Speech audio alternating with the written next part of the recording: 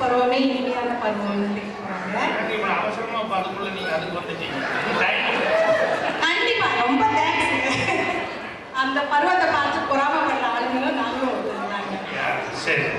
முந்தானி முடிச்சு வந்து மகத்தான ஒரு வெற்றி படங்க.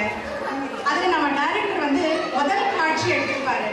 அந்த காட்சி ஒண்ணு போருங்க, எந்த பருவம் இனிமையான பருவம்னு அன்னைக்கே அவர் முடிவு கொடுத்துட்டாரு. ஒரு பாட்டி ஒண்ணு சாப்பாடு எடுத்துட்டு தன் மாமனை தேடி வருவாங்க. அந்த தாத்தா ஒரு கை சோறு வாங்கி நீ சாப்பிட்டியான்னு பாட்டிட்ட ஒரு வார்த்தை கேட்காம அவங்களுக்கு ஊட்டி விடுவாங்க. அதுதாங்க டைட்டில் சாங் ஆரம்பம். அந்த ஒரு நொடி தான் காமிப்பாரு நம்ம டைரக்டர். அந்த பாட்டி கண்ணிலையும் அந்த தாத்தா கண்ணிலையும் தெரிகிற அன்பு, அந்த மகிழ்ச்சி, அந்த இனிமை படத்துல மட்டும் இல்லைங்க, எங்க நெஞ்சிலையும் அது பதிய வச்சுட்டீங்க. அதுக்கப்புறம் அந்த படத்துல வர இந்த கிரெடிட் வந்து யாருக்கு போகணும்னா எம்ஜிஆர் சார் ஓடிலாம் ரொம்ப பிரபல வில்லனா நடிச்சாரு நம்பியார். அந்த நம்பியார் வந்து அந்த கிரெடிட் போகல. என்னன்னா தூரம் இருந்து போச்சு ஷூட்டிங்ல வந்து அவரு கூட மத்தியானம் வரைக்கும் ஷூட்டிங் பண்ணிட்டு மத்தியானம் என்னன்னா அவங்க ஒய்ஃப் வரும்போதே எப்பவுமே அவங்க ட்ரெயினில் கேரளா வரைக்கும் போகிற மாதிரி இருந்தாலும் சரி, கோபிசெட்டிப்பாளையம் மாதிரி இடத்துக்கு வந்தாலும் சரி, அவங்க ஒரு ஸ்டவ்வு கையில் எடுத்துகிட்டு வந்துடுவாங்க. காய்கறி அது இதெல்லாம் வந்து என்ன தேவையோ எல்லாம் எடுத்துகிட்டு வந்துடுவாங்க. ட்ரெயினில் ரொம்ப லாங் டிஸ்டன்ஸ் போனாலும் ட்ரெயினில் அவங்க தான் சாப்பாடு ஆக்கி கொடுப்பாங்க. அதை தான் அவர் சாப்பிடுவார். கோபியில் வந்து ஷூட்டிங் எடுக்கும் போது தூரம் நின்று போச்சப்போ மத்தியான நேரம் சாப்பாடு வந்தது. அந்த அம்மா சாப்பாடு பண்ணி எடுத்துட்டு வந்திருந்தாங்க. அப்புறம் நாங்கள்லாம் உட்காரும் போது அப்பா ஒன்றும் நினச்சிக்காதீங்க, எப்பவுமே வீட்டு சாப்பாடு சாப்பிட்றோம் நான் அப்படின்னு சொன்னோடனே பரவாயில்ல அதில் என்ன இருக்கு அப்படின்னு சொல்லி ரொம்ப சந்தோஷமா இருக்கு அப்படின்னா அந்த அம்மா இலை வச்சு எல்லாம் பரிமாறினாங்க. நானும் பக்கத்தில் உட்காந்து சாப்பிட்டுட்டு இருந்தேன். எல்லாம் இலையெல்லாம் வச்சதுக்கப்புறம் இந்த அம்மா பரிமாறி குடிச்சோடனே அவர் முதல்ல ஒரு இது பிணைஞ்சிட்டு முதல் வாய் எடுத்தாரு. அப்படின்னாரு ஒய்ஃப் கிட்ட. வில்லன் நடிகர் எல்லாரும் அவரை பார்த்தா பயப்படுவாங்க. அவரும் முதல் வாய் எடுத்து அப்படின்னாரு. அந்த அம்மா கொஞ்சம் வெக்கப்பட்டுட்டே தலை இது பண்ணாங்க. நீ என் பொண்டாட்டி நான் புருஷன்டா முடி அப்படின்னு சொல்லி கொடுத்தாரு. அப்புறம் எங்ககிட்ட சொன்னாரு, தப்பா நினைச்சுக்காத, வாழ்க்கை பூரா நமக்கு என்னென்னமோ செய்யறாங்க, நம்மளால முடிஞ்சது என்ன அவங்களுக்கு, அதனால ஒரு வாய் சாப்பிடும் போது அவங்கள நினைச்சு அவங்களுக்கு முதல்ல கொடுத்துட்டு தான் நான் சாப்பிடுவேன். எனக்கு ரொம்ப டச்சிங்கா இருந்தது. டச்சிங்கா இருந்ததுனால அது அப்படியே மைண்ட்ல பதிஞ்சிருந்தது. அவர் ஒரு வில்லன் நடிகராக இருந்தா கூட எந்த மாதிரி அவருடைய கேரக்டர் இருக்கு அப்படின்னு சொல்லிட்டு அதைத்தான் வந்து இளையராஜா சார் வந்து மியூசிக் போட்டாரு. கண்ண திறக்கல சாமின்னு சொல்லிட்டு அந்த சிச்சுவேஷனுக்கு பாட்டு போட்டுட்டு இருந்தாரு. அந்த பாட்டு அமையல சரியா, வேற ஏதோ டியூன் கிடைச்சிருச்சு. அப்போ காலையில வந்து நான் கொஞ்சம் லேட்டா வந்தேன், ஏதாவது மாட்டுச்சுங்களா அப்படின்னு சொல்லி கேட்டேன். இல்ல கேயா நல்லா அந்த மாதிரி ஒரு சாங் கிடைக்கல அப்படின்ட்டு வேற டியூன் போட்டிருக்கேன் அப்படின்னு. காலையில இருந்து டைம் பண்ணல ஒன்று கிடைச்சது, ஆனால் அது சரியா வராது. இந்த சிச்சுவேஷன் கண்ண திறக்கிற சாமி அந்த சிச்சுவேஷனுக்கு அது சரியா இருக்காது. ஏன்னா நல்லா கிரிப்பா இருக்கணும் டான்ஸ் ஆடுற அளவுக்கு. ஆனால் என்னதான் வந்ததை வாசிக்கல அப்படின்னா உடனே சொன்னாரு, வாய்ச்சி காமிச்சாரு. அதுதான் அந்த விளக்கு வச்ச நேரத்தில் வந்தா அப்படின்னா அந்த டியூன் எனக்கு இது நல்லா இருக்கு, நான் யூஸ் பண்ணிக்கிறேன். அந்த இடத்துக்கு எனக்கு சிங்க் ஆகாதுன்னா இல்லையே, இதுக்கு நான் ஒரு சீனை கிரியேட் பண்ணிக்கிறேன்னு சொல்லிட்டு அதுதான் அந்த நம்பியாரான சீனை. முதல்ல ஒரு பாட்டி வர்றாங்க, அதுக்கப்புறம் வந்து சாப்பாடு எடுத்து கொண்டு வந்து கொடுக்குறாங்க. அதை வந்து அந்த அம்மாவுக்கு ஒரு வாய் ஊட்டினோடனே விளக்க வச்ச நேரத்துலன்னு ஆரம்பித்தேன். ஏன்னா அந்த தீமுக்கும் கரெக்டாக இருக்குது அப்படின்னு சொல்லிட்டு. ஸோ நம்பியாரனுக்கு இந்த நேரத்தில் வந்து என்னுடைய நன்றிகள் உங்கள் சார்பாக சொல்லிக்கிறேன். சொல்லுங்க. பலத்த கரகோஷங்க அந்த ஒரு சீனுக்காக அந்த படத்துல வர. அதுக்கப்புறம் புள்ளைய தாண்டி பொய் சொல்லி கஷ்டப்பட்டு கையை பிடிச்சி மாமான்னு சொல்லி ஏமாந்து கேட்காம தாழ்பாடு போட்டதெல்லாம் அந்த முதல் சீனுக்கான விதை தாங்க அப்படிங்கிறது என்னுடைய அபிப்பிராயம். நிறைய பேரும் சொல்லியிருக்காங்க. தீபா, நீங்க ஃப்ரோசன் முருங்கைக்காய் பத்தி கவலைப்படாதீங்க. உங்க கையால சமைச்சு உங்க மாமா கையால ஊட்டி பாருங்க, அது பொய்யா உண்மையான அந்த எஃபெக்ட் உங்களுக்கு தன்னால தெரிஞ்சிடும். இதுக்காக வேற காய்கறிலாம் நீங்க தேடி போகவே வேண்டாம். கல்லூரி வாழ்க்கையில கனவு துரத்திக்கிட்டே இருப்போங்க. அப்புறம் இந்த துரத்தினக்காரங்க கல்யாணம் கட்டிக்கிட்டு முடிச்சுட்டு உட்காந்துருப்போம். அப்புறம் அடுத்த நடுத்தர வயசு காலத்துல நம்ம கனவெல்லாம் தூக்கி வச்சுட்டு நம்ம பிள்ளைங்களுக்காக, குடும்பத்துக்காக, வேலைக்காக, வீட்டுக்காகன்னு ஓடிட்டு இருப்போம். உங்க வாழ்க்கையில சந்தோஷம், மகிழ்ச்சியான தருணங்கள் இல்லைன்னு சொல்லல, ஆனா அதெல்லாம் படம் முடிச்சு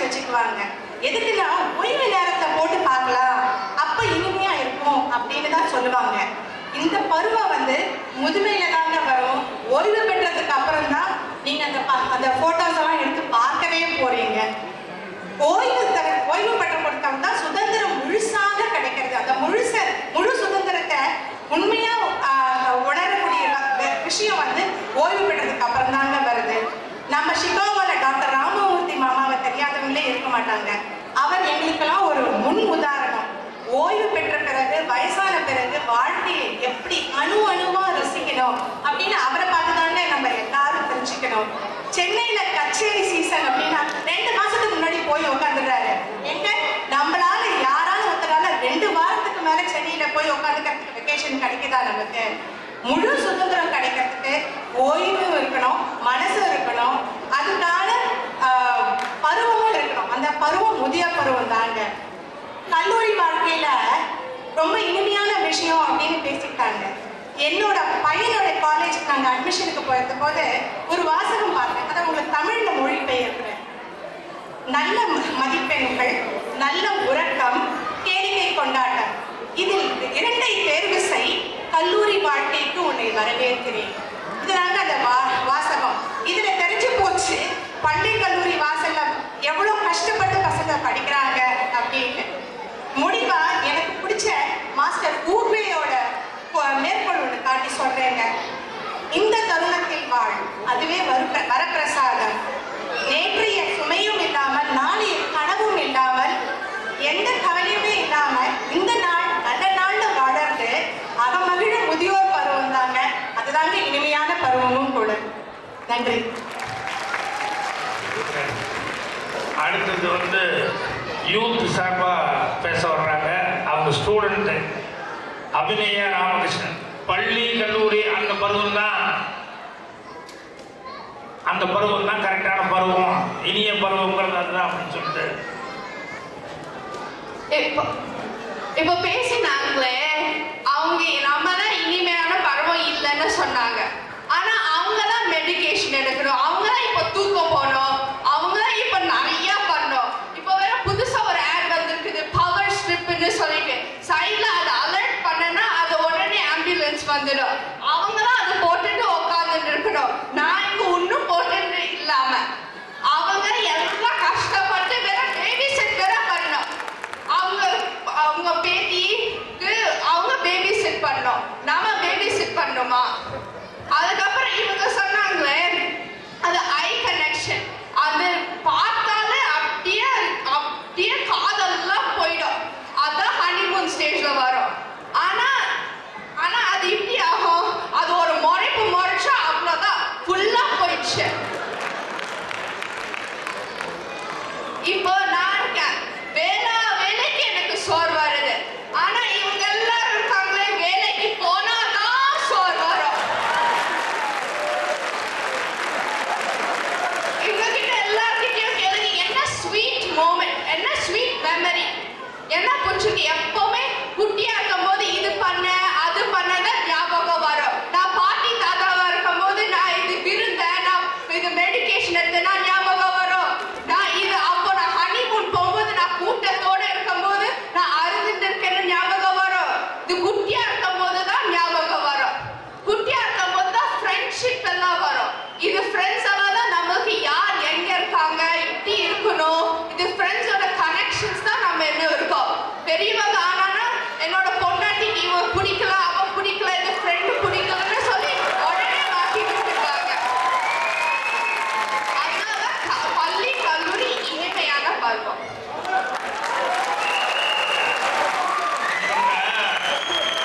பள்ளி கல்லூரி இனிமையான பருவம்னு சொல்லி எனக்கு ஃப்ளாஷ்பேக் எல்லாம் ஞாபகப்படுத்தி விட்டாங்க. இந்த பொண்ணு மாதிரியே நல்லா அழகான ஒரு பொண்ணு கிளாஸ்ல பாடம் நடக்கும்போது நான் அதை பார்க்க, அது என்ன பார்க்க, 2 பேரும் பார்த்துக்கிட்டு உட்காந்துருக்கான். கிளாஸ்ல பாடணும். எங்க வாத்தியாருக்கு என்ன ஒரு பழக்கம்னா, யாராவது ஒரு பையன் நினைச்சு படி அப்படிம்பாரு. அவன் அசோகர் கிமு அப்படின்னு சொல்லி சாலையின் இருபுறங்களிலும் மரங்களை நட்டார் அப்படின்னு சொல்லும் போது நிறுத்து, வேணுகோபால் நீ படி அப்படிமா. உடனே அந்த அசோகர் மரங்களை நட்டார்னு சொன்னதுக்கு அடுத்த லைன் அவன் படிக்கணும். அவன் படிக்கலன்னு சொன்னோம்னா உடனே பாடத்துக்கு கவனிக்கல, வேற எங்கேயோ கவனிச்சுட்டு இருந்தான் அப்படின்னு சொல்லிட்டு. ஒரு நாள் இதே மாதிரி பாடம் யாரோ படிச்சுக்கிட்டு இருக்கிறாங்க, நான் இந்த மாதிரி ஏதோ பார்த்துக்கிட்டு இருக்கிறேன். அந்த பொண்ணு என்ன பார்த்துட்டு இருந்தது. திடீர்னு வாத்தியார் வந்து அந்த பொண்ணு பேர் சொல்லி எந்திரிச்சு படி அப்படின்னாரு. அந்த பொண்ணு அவசரமா எந்திரிச்சு பக்கத்தை திரும்பிக்கிட்டே இருக்குது. ஏன்னா அந்த பாடம் எந்த பாடமோ அது இல்லை, அதனால பேஜ் அவசரமா புரட்டிட்டே இருந்தது. பரவாயில்ல நீ நிறுத்து அப்படின்னு சொல்லிட்டு, பாகிராஜ் நீ படி அப்படின்னாரு. நான் புக்கே எங்க இருக்குன்னு நான் தேடிட்டு இருந்தேன். அதனால இப்போ அவங்க சொல்ற மாதிரி இனிக்கும் இனி பருவம் அப்படி எப்பவுமே நினைச்சாலே இன்னைக்கு நினைச்சாலும் அது ஒரு சந்தோஷமான பருவம் தான். அடுத்தபடியா பூமா சுந்தர் பொறுப்பான நடுத்தர வயதிலே இனிக்கும் பருவம்னு சொல்ல வர்றாங்க. அவையோருக்கு வணக்கம். அபிநயா சொன்னா பாவம் அந்த பொண்ணுங்க, அறியா பருவம் புரியா வயசு, அவங்கக்கிட்ட இருந்து ரொம்ப நம்ம எக்ஸ்பெக்ட் பண்ண முடியாது. ஏன்னா அவங்களே ஒரு எக்ஸ்பெக்டேஷன்லேயே இருக்காங்க. டெக்ஸ்ட் பண்ணுவாங்க, ஃப்ரெண்ட்ஸ் கிட்ட இருந்து பதில் வராதான்ட்டு எக்ஸ்பெக்டேஷன், அது ஒரு எக்ஸ்பெக்டேஷனே ஆயிடும். வேற வழிக்கு சோறு வருது அவங்களுக்குங்கிறாங்க. அவங்கள கூட்டா கூட வரமாட்டாங்க. நம்ம போய் அவங்க கதவை தட்டி வாமா சாப்பிடணும். அவங்க என்ன பண்ணுவாங்க, இன்டர்நெட்டை உட்கார வச்சுட்டு சுற்றி ஒரு கம்ஃபர்டர்ல இருந்து ஒரு கோட்டை மாதிரி அவங்கள கட்டிட்டு இன்டர்நெட்டையே இன்டர்நெஸ்ட் ஆக்கிடுவாங்க. அவங்க கிட்ட இதெல்லாம் சொல்லி புரிய நம்மளுக்கு டைம் இல்லை, அதை விட்டுடலாம். இப்போ நடுத்தர வயசு இருக்கீங்க, அது வந்து ஒரு ஆள பிறந்த வயசுங்க. இங்க வந்து அசோக் லட்சுமணன் இருக்காரு, அவர் ஒரு ஆண்டர்பிரினர், அனுபவிக்க தெரிஞ்ச வயசு. வாழ்க்கையை புரிஞ்சு ரசிச்சு அனுபவிக்கிற வயசுங்க. பொறுப்புகள் இருக்கு எங்களுக்கு, நான் மறுக்கிறேன். நம்ம பெத்தவங்களை கவனிக்கணும், நாம பெத்தவங்களை கவனிக்கணும். உத்தியோக சுமை இருக்கு. இந்த சமுதாயத்துல ஒரு அங்கமா நம்ம பங்கேற்க வேண்டிய ஒரு கடமை இதெல்லாம் இருக்கு. ஆனா நம்ம வாழ்க்கையில ஒரு சின்ன பூக்கம் பாருங்க. உதாரணத்துக்கு ஒன்று சொல்றேன். இந்த குழந்தைங்க இந்த டயப்பர் பருவம் தாண்டி இந்த பேபி சிட்டிங் ஆப்ளிகேஷன்ஸ் எல்லாம் முடிஞ்சு ஒரு 12-13 வயசு இருக்கும் போது ஒரு சுதந்திரம் நம்மளுக்கு கிடைக்கும் பாருங்க. நிம்மதியா ஷாப்பிங் போறாங்க, ஒரு தொந்தரவு ஒண்ணுமே இருக்காது. அதே சமயத்துல அந்த வயசுல நம்மளுக்கு கொஞ்சம் வெயிட் போட்டோம், கோவில் சில மாதிரி இருந்த உடம்பு குங்ஃபு பேண்டா மாதிரி ஆயிடுங்க. அதை குறைக்கிறதுக்கு நம்ம ஜிம் போயே ஆகணும். அதுக்கு சுதந்திரமா நிம்மதியா போலாங்க. நம்ம போறது என்னமோ திருப்பி கோயில் சிலையோ இல்லைன்னா வந்து ஒரு ஜிம் பாடியோ மாத்தணும்னு இல்லை. இதெல்லாம் வந்து நம்மளை நம்பி நிறைய ஜீவன் இருக்கு, அவங்களுக்கு ஆகுது. இந்த கொலஸ்ட்ரால் குறைக்கணும், இந்த டயபெட்டிஸ்லாம் வராமல் இருக்கணும்ட்டு பொது நலத்துக்காக நாங்கள் எல்லாம் ஜிம் போகிறோம். அப்போ அந்த சுதந்திரம் கிடைக்குது பாருங்க. அப்போ நம்ம எப்படி சத்தமா ஒண்ணு சொல்லணும்னு தோணும். இந்த குருநாதர் இவர் சொன்னாரு, ஆத்தா நான் பாஸ் ஆயிட்டேன் அப்படின்ட்டு, அந்த மாதிரி ஒரு சந்தோஷம் இருக்குங்க. அடுத்தது வந்து பொருளாதார சுமை இருக்குது, நான் ஒத்துக்கிறேன். அந்த ஒரு தன்னிறைவு காண்றதுக்காக இந்த கணவன் மனைவி கடுமையா உழைப்பாங்க. அவர் வந்து உத்தியோகத்துக்கும் போயிட்டு வீக்கெண்ட்ல எக்ஸிகியூட்டிவ் MBA பண்ணுவார். அந்த அம்மா என்ன பண்ணுவாங்கன்னா ஒரு 10 வருஷம் ஒரு இடைவெளி எடுத்திருப்பாங்க, திருப்பி ஒர்க் ஃபோர்ஸ்ல ஜாயின் பண்றதுக்காக ஒரு கோர்ஸ் எடுப்பாங்க. அப்போ அவங்க டிகிரி வாங்கும் போது ஒரு சந்தோஷம் இருக்கும் பாருங்க. அந்த பள்ளிக்கூடத்துல பொறுப்பு இல்லாம ஏதோ நம்ம படிச்சோம் பாஸ் ஆகணும் அந்த மாதிரி ஒரு டிகிரி வாங்குறத விட இந்த மாதிரி சுமை இருக்கும்போது ஒரு டிகிரி வாங்கும்போது ஒரு சந்தோஷத்துல அவங்க என்னமா கத்துவாங்க, அத்தார பாஸ் ஆயிட்டேன் அந்த மாதிரி கத்துவாங்க. அடுத்ததுங்க இந்த நடுத்தர வயசுல தான் 25th year வெட்டிங் ஆனிவர்சரி. அது ஒரு சுகமான அனுபவங்க. போன மாசத்துல அந்த ஒரு விழாவுக்கு போயிருந்தேன். காலேஜ் படிக்கிற பையன் சர்ப்ரைஸ் பார்ட்டி அம்மா அப்பாவுக்கு வைக்கிறான். நன்றி சொல்றாங்க. இவங்களோட உழைப்பால இவங்களோட தியாகத்தால என்னோட கனவு நனவாகுது, நான் மெடிசன் பண்ண முடியுதுன்னு. இந்த மாதிரி ஒரு நன்றி சொல்ற ஒரு பண்பாளனை நாம பெற்றிருக்கோம் அப்படின்னும் போது அந்த அம்மா அப்பாவுக்கு ஒரு சந்தோஷம் அவங்களுக்கு தோணுது. எப்படிங்க, அதான் நான் பாஸ் ஆயிட்டேன். மகன் தந்தை காட்டும் உதவி இவன் தந்தை என்னோற்றான் போல். இதுதான் நடுத்தர வாழ்க்கையோட மிகப்பெரிய சந்தோஷம். அடுத்ததா இந்த நடுத்தர வயதுங்கிறது காட்டாற்று வெள்ளம் மாதிரிங்க. அதனால நொப்பும் நுரையுமா குதூகலமா தடைகளை தகர்த்தெறிந்து ஓடுற ஒரு வயசுங்க. இந்த முதுமை இருக்க அது குட்டை மாதிரி. முதல்ல 2 வருஷம் தெளிவா தான் இருக்கும், அதுக்கு அப்புறமா குழம்பு ஆரம்பிக்குங்க. எனக்கு உடம்பு சரியில்லை, என் கை கால் வலிக்குது, என்னை யாரும் பார்த்துக்கிறதுக்கு இல்லைன்னுட்டு அப்ப தெரியும். அதனால அவங்களோட பழைய கால செல்லாம் டிஎஃப்லா இருக்கு. அவங்களோட ஃபியூச்சர்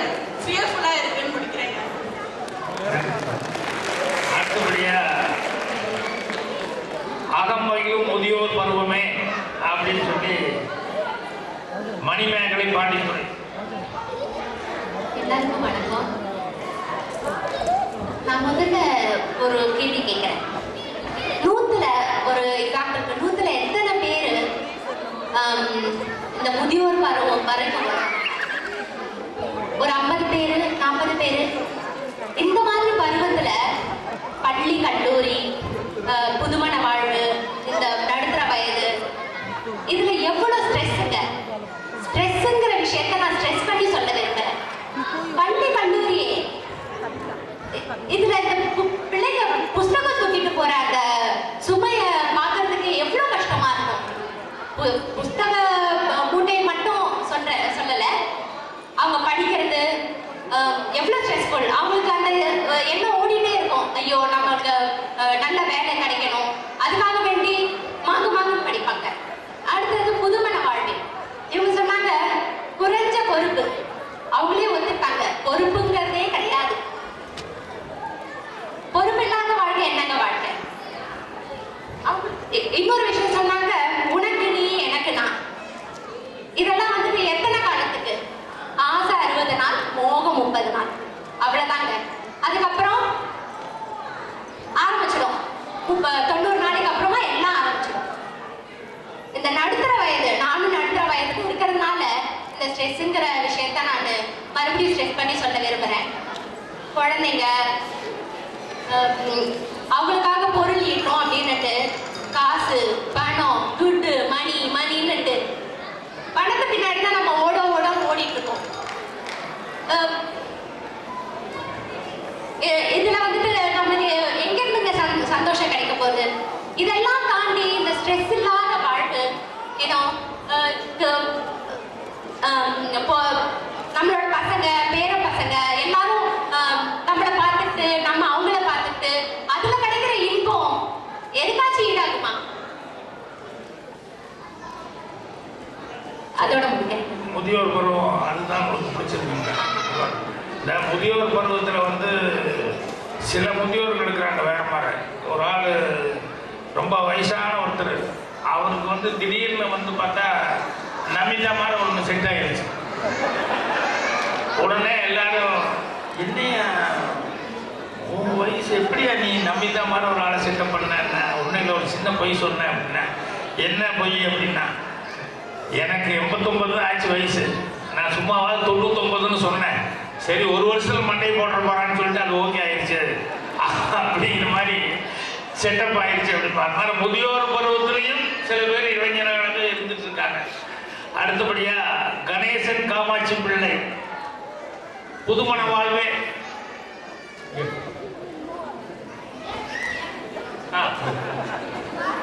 நான் வந்து புதுமண வாழ்வை பற்றி சொல்கிறேங்க. சில அளப்பரிய இன்பங்களை தரும் பருவம் தாங்க புதுமண வாழ்வு. அதில் மட்டும்தான் பார்த்தீங்கன்னா மனமும் இருக்கும் வாழ்வும் இருக்கும். இப்போ பார்த்தீங்கன்னா ஒரு பாடலில் வரும், நடந்தால் ஆறு விழுந்தால் அருவி நின்றால் கடலல்லோ அப்படின்னு சொல்லிட்டு. அது மாதிரி இந்த பெண்களுக்குரிய 3 பருவங்கள் இருக்கு. குமரி, மனைவி, தாய். இந்த 3ஐயும் தரும் பருவம் தாங்க வந்து இது. ஒரு குமரி அப்பதான் நீங்க சொன்ன மாதிரி உங்க கூட எல்லாம் பள்ளிக்கூடம் போயிட்டு வந்துட்டு அப்படியே இருந்துட்டு இருப்பாங்க. அப்புறம் வந்து அந்த நிச்சயதார்த்தம் ஆகி கல்யாணம் ஆகிட்டு அந்த மனைவிங்கிற அந்தஸ்து, அவங்க தீபா சொன்ன மனைவிங்கிற அந்தஸ்து வரும்போது ஒரு சந்தோஷத்தை கொடுக்குற பருவங்க இது. அப்புறம் அந்த ஒரு வருஷம் 2 வருஷத்துல வந்து ஒரு குழந்தைய பெற்று அம்மா அப்படின்னு முதல்ல கேட்கும்போது இருக்க சந்தோஷம் இருக்கு பாருங்க, அது ஈடு இல்லாததுங்க. அதே மாதிரிதான் அது பொண்ணுங்களுக்கு மட்டும் இல்லை, பசங்களையுமே எடுத்துக்கிட்டீங்கன்னா அந்த பள்ளிக்கூடத்துக்குலாம் போயிட்டு சின்ன பிள்ளையா பொடி பசங்களா சுத்திட்டு இருப்பாங்க. அப்புறம் வந்துட்டு அவங்க அப்பதான் வந்துட்டு அவங்க வந்து அந்த கணவன்கிற ஒரு இது நம்மள சார்ந்த ஒரு பொண்ணு இருக்காங்கிற ஒரு இதுக்கு வந்திருப்பா. அதுக்கப்புறம் வந்துட்டு அப்பா அப்படிங்கிற ஒரு இது வரும். அப்பதான் அப்பா அந்த சந்தோஷம் கிடைக்கும் பாத்தீங்களா, அதுக்கு ஈடு இல்லைங்க. அது மாதிரி இந்த முதியோர்களை பத்தி சொல்லும் போது நீங்க மல்லிப்பூ பத்தி ஒரு மேட்டர் சொன்னீங்க, அதே மாதிரி நான் ஒரு மேட்டர் சொன்னேன். இந்த அவங்க வந்து வயதான காலத்துல வந்து அசை போட்டு அகம் மகிழ்வாங்கன்னு சொன்னாங்க. அப்ப கூட எதை நினைச்சு அகம் மகிழ்வாங்க தெரியுமா? நான் சொல்றேன். ஒரு தாத்தா இருந்தாரு, பாட்டிகிட்ட கேட்டாரு, ஏய் நம்ம வந்து கல்யாணம் பண்ண புதுசுல படத்துக்கு போயிட்டு வந்தோமே ஞாபகம் இருக்கா அப்படின்னு. அந்தம்மா படத்துக்கா அப்படிங்கும். போயிட்டு வரும்போது டவுன் ஹால் ரோட்ல மல்லிப்பூ அல்வா வாங்கிட்டு வந்தோமே அன்னைக்கு ஞாபகம் இருக்கா? ஞாபகம் வந்துருச்சுங்க அப்படிம்பாங்க. அந்த மாதிரி புதுமண வாழ்வுல நடந்த விஷயங்களை அசை போட்டு தான் வந்து அகம் பகிர முடியுமா அவங்களால. அதே மாதிரி இந்த 4 பருவங்களையும் வந்து ஒரு விதமா சொல்றேன். நான் சொன்ன மாதிரி வந்து புதுமண வாழ்வுல தான் மனமும் இருக்கும் வாழ்வும் இருக்கும். இந்த பள்ளி கல்லூரி இதுல வந்துட்டு இந்த எங்க பருவத்துல மனம் வீசுற மாதிரி அவங்களுக்கு சில விஷயங்கள் வீசும். என்ன வீசும்னா, இந்த நம்ம எழுதுற பரீட்சை பேப்பர் இருக்கு இல்லைங்களா, அதை திருத்திட்டு சார் நம்ம மூஞ்சிலேயே எடுத்து வீசுவார். அந்த வீச்சம் தான் இருக்கும். ப்ளஸ் வந்துட்டு நம்ம நடுத்தர வயதுல இருக்கவங்க இதுல வந்துட்டு வீட்டுக்காரம்மா வந்துட்டு அவர் மேல இருக்க பாத்திர பாண்டம் எல்லாத்தையும் எடுத்து வீசுவாங்க. வயசான காலத்துல வந்து என்ன பண்ணுவாங்கன்னா, தாத்தா எடுத்து விசிறி எடுத்து அவங்களுக்கு வீசுவாங்க, அந்தம்மா வந்து விசிறி எடுத்து இவருக்கு வீசுவாங்க. அவ்வளவுதான் அவங்களால முடியும். ஆனா இந்த திருமண பருவம் இருக்கு பாருங்க, அங்கதாங்க காதல் கணைகள் வீசப்படும். அப்பதான் கல்யாணம் ஆயிருக்கும். கல்யாணம் ஆகி ஒரு வாரம் 10 நாள் ஆயிருக்கும்.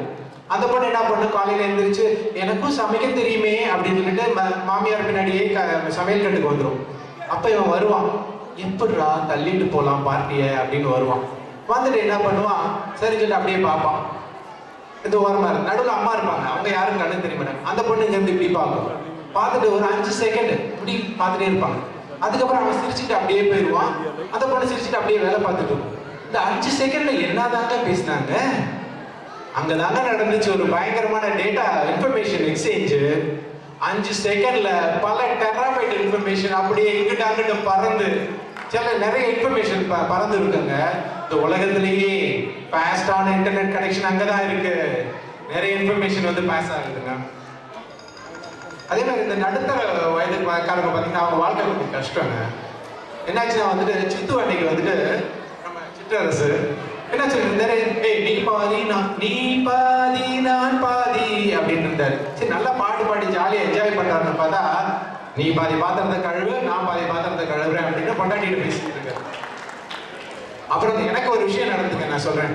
கல்யாணமான புதுசுல நான் என் ஒய்ஃப்ட வந்து மலரே மௌனமா மௌனமே வேதமா அப்படின்னு, அவங்களும் ஆமாங்க அப்படின்னு இருந்துட்டாங்க. ஒரு 5 வருஷம் 6 வருஷம் போயிட்டு நடுத்தர வயது வந்துச்சுங்க.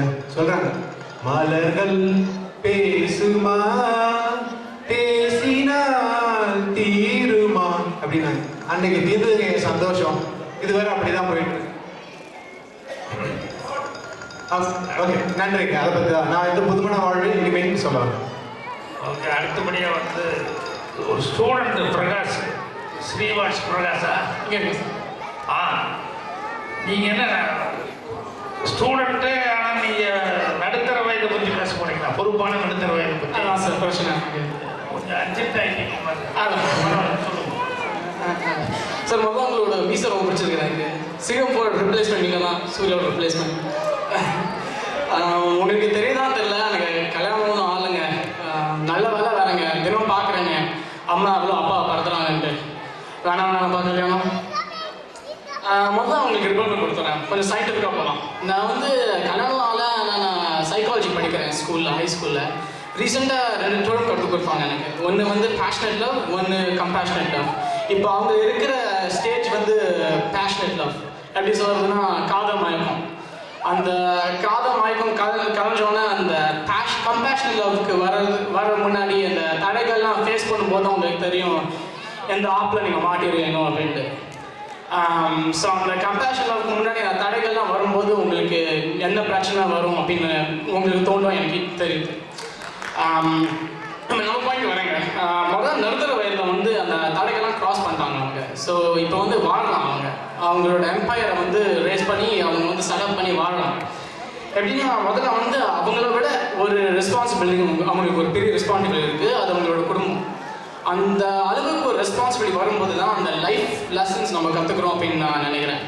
அந்த பெரிய ரெஸ்பான்சிபிலிட்டி தான் நமக்கு வாழ்க்கையில் வந்து மிகப்பெரிய லெசன்ஸ்லாம் கற்றுக் கொடுக்குறது அப்படின்னு எனக்கு தோணுது. முன்னே என்னன்னா, அவங்க வந்து மோர் அத்தாரிட்டேட்டிவாக இருக்காங்க. முதல் தடவை வாழ்க்கையில் அவங்களோட பேச்சுக்கு ஒரு மரியாதை இருக்குது. எப்படின்னா, அவங்க ஒரு தடவை சொன்னால் 100 தடவை சொன்ன மாதிரி ஆகுது. அப்புறம் சாதனை பற்றி பேசுகிறேங்க. நானும் பள்ளி தான் படிக்கிறேன். ஸோ பள்ளியும் போது எனக்கு என்னன்னா, நான் நாளைக்கு நான் பண்ண போகிற பிளான் பற்றி நான் நிறையா கனவு காணுறேன். நான் நாளைக்கு என்ன சாதனை பண்ண போகிறேன் அப்படின்னு அதை பற்றி நிறையா கனவு காணுறேன்.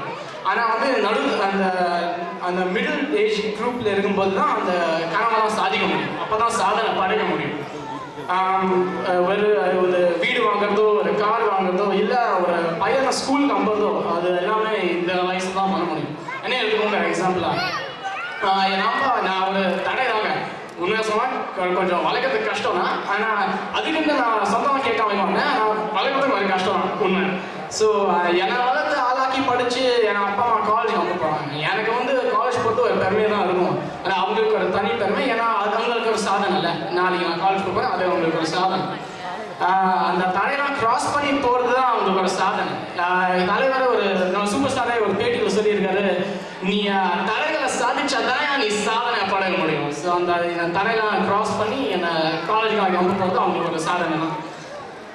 எப்படி கடைசியில் முடிக்க போகிறது எப்படின்னு நான் சொல்கிறது, இந்த வாழ்க்கை நமக்கு ஒரு காடுங்க. அந்த பள்ளிக்கூடம் அப்படின்னா வந்து நானே சொல்கிறேன், பள்ளிக்கூடம் நமக்கு வாழ்க்கையில் ஒன்றுமே தெரியாதுங்க. அது நம்ம இந்த வயசு போது தான் நமக்கு அது என்ன ஆகுது அப்படின்னு நான் என் அப்பா அம்மா பார்த்து கற்றுருக்கேன். ஸோ ஆனால் வந்து இப்போ வந்து ஒரு மிடில் ஏஜ் குரூப்னா அந்த காடுக்குள்ளே போய் அந்த ஒரு சைடை கிளியர் பண்ணி வீடை கட்டி அவங்க வாழ்வாங்க காலேஜுக்குள்ளே, ஐ மீன் காடுக்குள்ளே. ஸோ அதனால தான் நம்மளோட குரூப் தான் பெஸ்ட்டு. அடுத்தபடியாக டாக்டர் பி சந்திரமௌலி, பள்ளி கல்லூரியே பள்ளி கல்லூரியா? இன்னும் அவருக்கு ஃப்ளாஷ்பேக் நிறையா இருக்குன்னு நினைக்கிறேன்.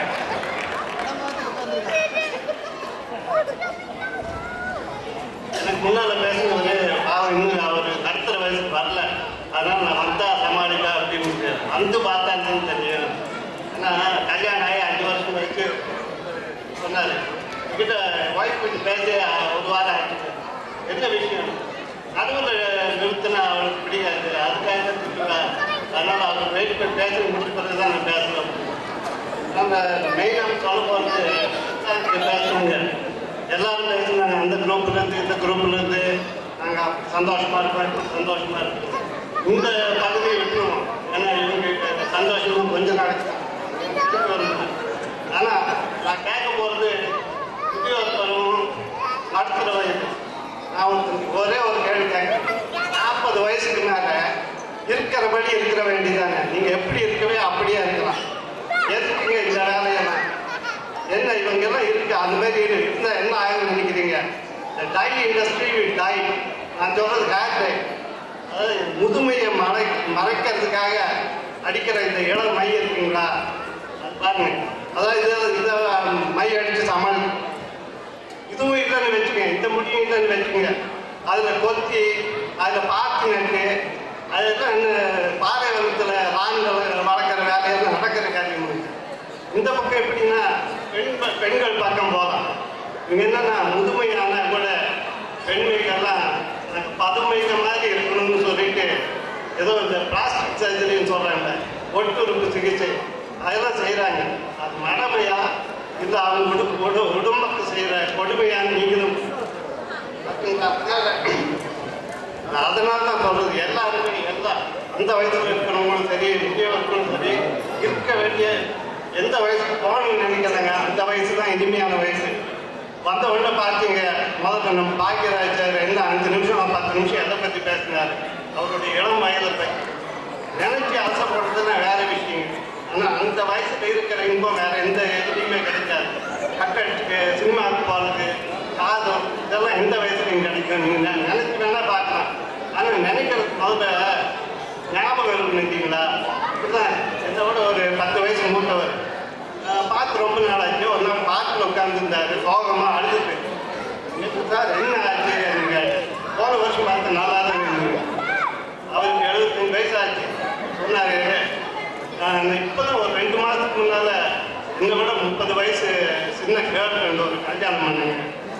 ஏன் சார் அப்புறம் நீங்கள் வீட்டுக்கு போய் சந்தோஷமாக இருக்க வேண்டியது தானுங்க. அவர் சொன்னார், பழசுங்க வீட்டில் வச்சுட்டு வந்துட்டேன், வீடு எங்கே இருக்குன்னு ஞாபகம் இல்லைப்பா. ஆமாம் நீ யாரு அப்படின்னு கேட்டேன்.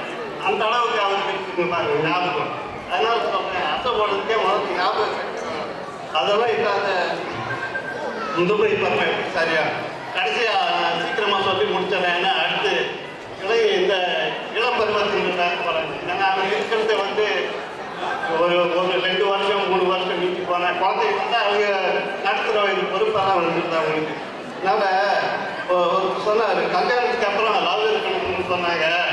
அதனால் என் மனைவி என்ன நினைக்கிறாருன்னா, நான் என்னை பார்த்தாலே ஒரு டாக்ஸி பேசணுங்களா. மேரேஜ் லைஃப்ங்கிறது ஒரு ரோலர் கோஸ்டர் மாதிரி. நல்லா இருந்தால் இன்னும் ஸ்மூத்தாக போயிட்டே இருக்கணும், இப்படியே இருக்கணும்னு நினைப்பாங்க. ஆனால் சரியில்லைன்னு வச்சுங்க, நீங்கள் டக்குன்னு நிறுத்தவும் முடியாது, பக்கத்தில் இருக்கிற ஆளை தள்ளி விடவும் முடியாது, என்ன கட்டி வச்சுருவாங்க பார்த்தீங்களா.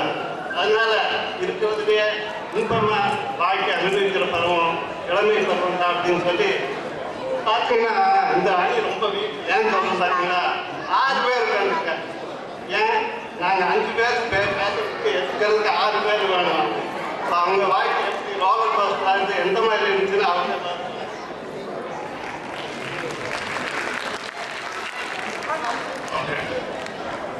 அடுத்து பேச வர்றவர் வந்து புதுமண வாழ்வு அப்படின்னு சொல்லி பேச வர்றார் ருக்மணி சிவகுமார் அப்படின்னு சொல்லிட்டு. கொஞ்சம் மைக்கு க்ளோஸாக வச்சு பேசுங்க, அப்புறம் ஆடியன்ஸ் கிட்ட பேசுங்க, இல்லைன்னா சரியாக கேட்க மாட்டேங்குது வாய்ஸ். ஆடியன்ஸ் கிட்ட சொல்லுங்கள்.